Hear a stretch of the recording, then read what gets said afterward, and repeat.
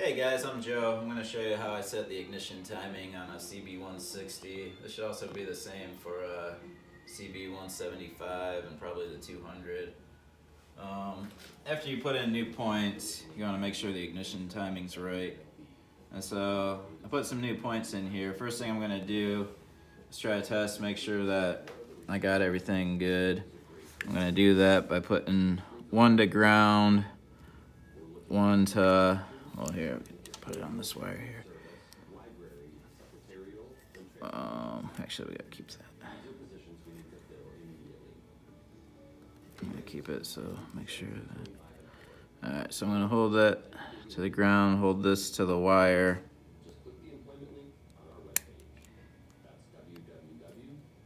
And check in for continuity when I break it. Here to show that ohm meter. So when the points are closed, you should have continuity, and when I open them up, it should break it. If that doesn't happen, you probably have this wire right here not isolated from probably that post or something. Okay. So check that, make sure that's good. Next we have to take off the stator cover here. I'm gonna do that. I have an impact driver here with JIS bits. If you don't have that JIS bits, which you probably don't if you're watching this video, impact driver will still work. If you don't have the impact driver, do your best with the screwdriver, but all these screws strip out really easy. Now I got some cardboard underneath here because there's oil behind this, which is normal.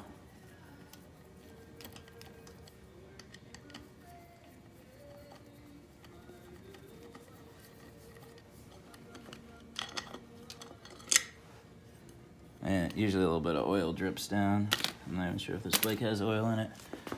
Okay, so I'll show right here. We have this point right here. We have this mark that has no letter or anything. We have this mark that says F, that's for fire. This mark that says T, that's for top dead center. So we're gonna be dealing with this F mark, which is when the plug is supposed to fire. And this part might get kind of weird. I have this little alarm thing. I have no idea what it came from. You can use any kind of light or something for this. You just need something that when it has current pass through will light up or make a noise. You can even use your ohm meter.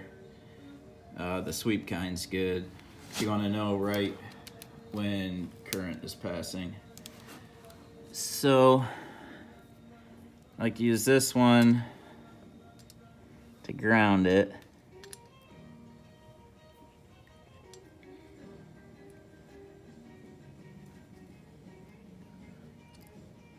That's fine. Oh. Hold on a second. Excuse me, Bess.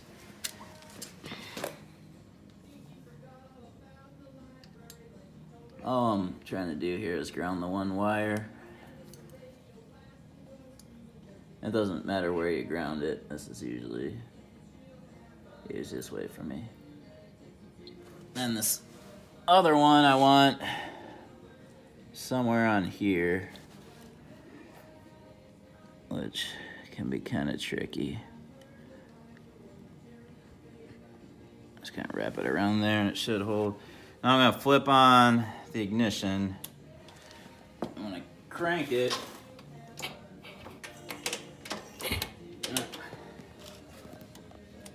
Not good. Should be.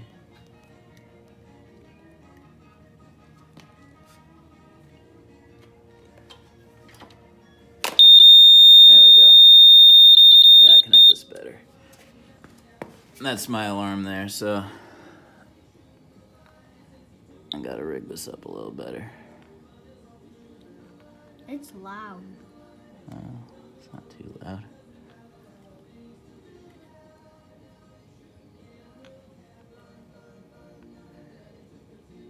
I'm gonna grab a little piece of electrical tape.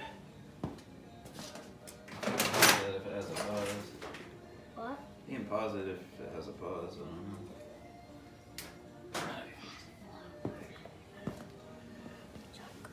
Okay, so I got a little piece of electrical tape. I'm just gonna tape it onto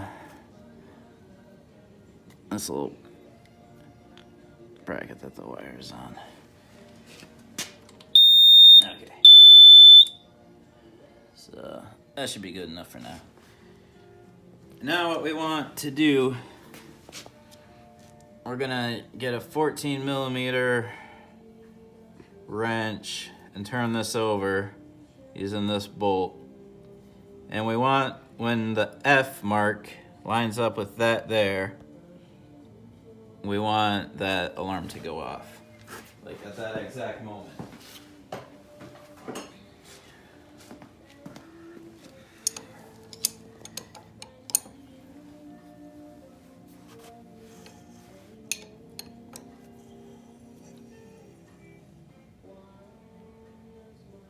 Oh, gotta turn the ignition on.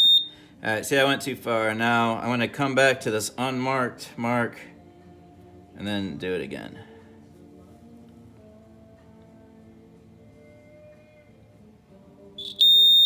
And it's kind of late, so use the screwdriver here.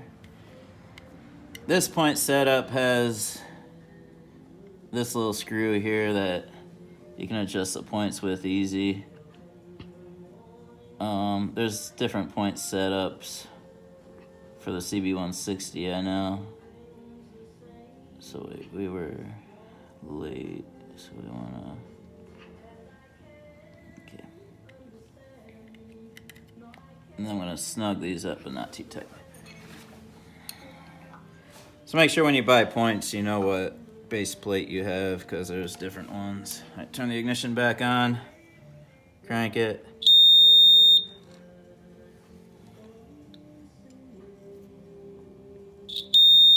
Looks pretty good. Can you see the marks here, Bess?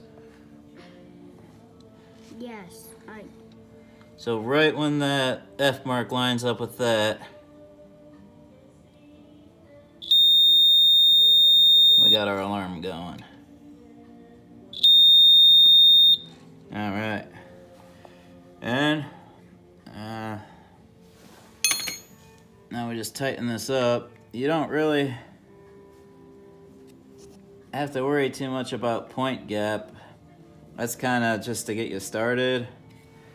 And there's a little index mark here. Usually you line that up. There's usually a mark on the points plate in the housing. Line that up, set your point gap. That'll get you in the general area. Then you do this to fine tune it.